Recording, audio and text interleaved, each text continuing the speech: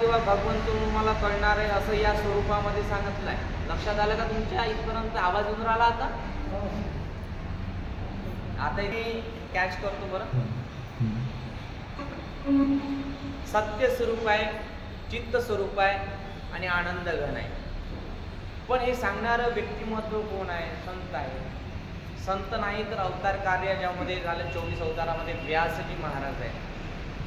व्यासजी महाराजांना मनुष्याला मोह आणि मायेमध्ये गुंतलेला आहे. मनुष्याला ऐका काय सांगू राहिलो, मनुष्य हा मोह आणि मायेमध्ये गुंतलेला आहे.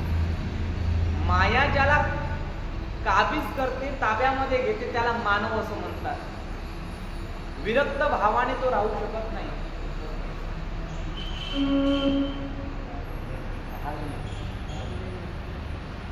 आपला आपलं असं वाटणारा आहे. सगळं काही त्याला आजूबाजूला दिसतं, तो आपलंच म्हणतो. माझं सर्व काही आहे, माझं सर्व काही असं आपण म्हणतो. पण तुमचं मुळात काहीच नाही आहे. या पृथ्वीतलावर जो जो पशु पक्षी किंवा प्राणी किंवा जीव जन्माला आला तो एक दिवस इथनं जाणार आहे. कालच्या सत्रामध्ये थोडक्यात आपण भाव पाहला. पण माणसानं कसं जगावं याचा भाव मनात अंतःकरणामध्ये घेऊन आपण जगलं पाहिजे.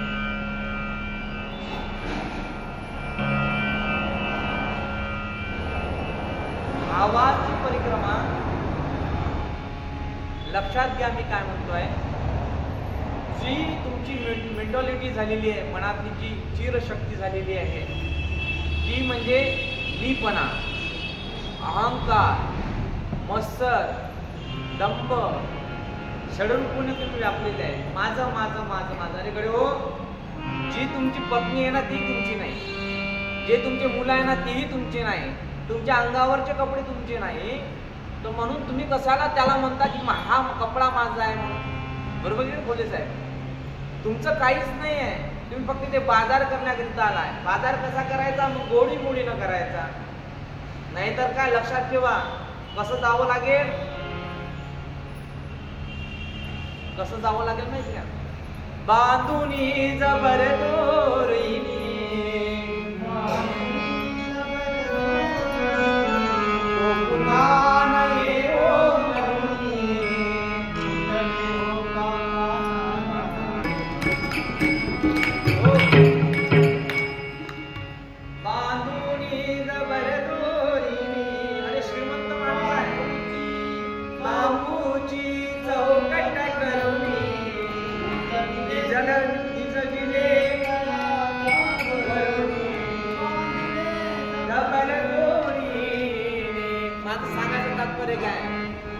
श्रीमंत व्यक्ती जर असला त्याला सोन्याची चौकट करतात काय तुमच्याकडे, किंवा स्टीलवर नेतात काय, किंवा एखादं काही दुसरं काही वापरतात का लोखंडाचं? नाही ना. अरे एवढंच काय, एखादा व्यक्ती श्रीमंत आहे, खूप धनवान आहे, त्याच्या गळ्यामध्ये सोनं आहे, कानामध्ये मोठे मोठे झुमके घातलेले आहेत स्वर्ण रत्नाचे. अरे हात हलवतो तो कडं वापरतो, असा लोकांना दाखवतो, हातामध्ये अंगठी आहे. मग त्या व्यक्तीला का विशेषतः काही प्रावधान आहे का?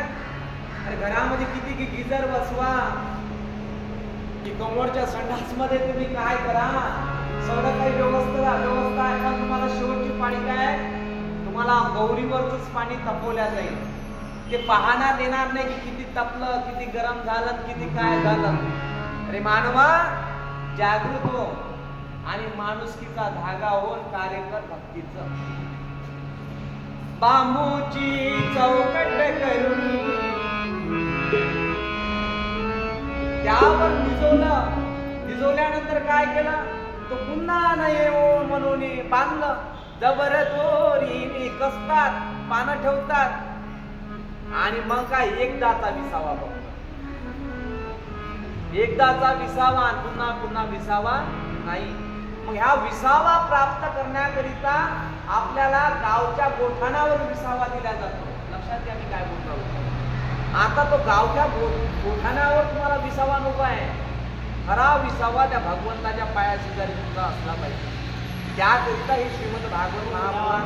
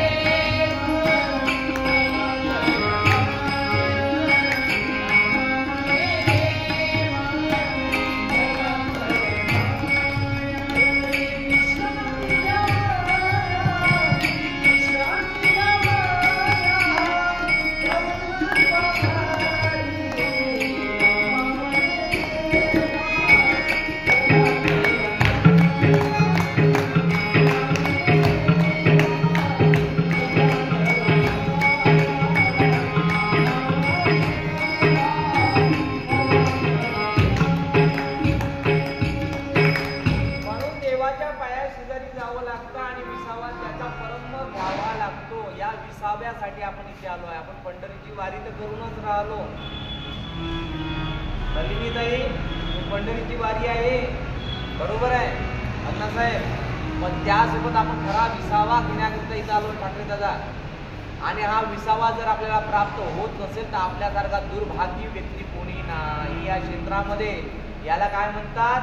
क्षेत्र असं म्हणतात. कोणीतरी मला सांगेल का की आपण प्रदक्षिणा का मारतो? पंढरपूर या क्षेत्राला प्रदक्षिणा का मारतो? काय कारण आहे प्रदक्षिणा मारण्याचं? विषय आला म्हणून सांगतोय.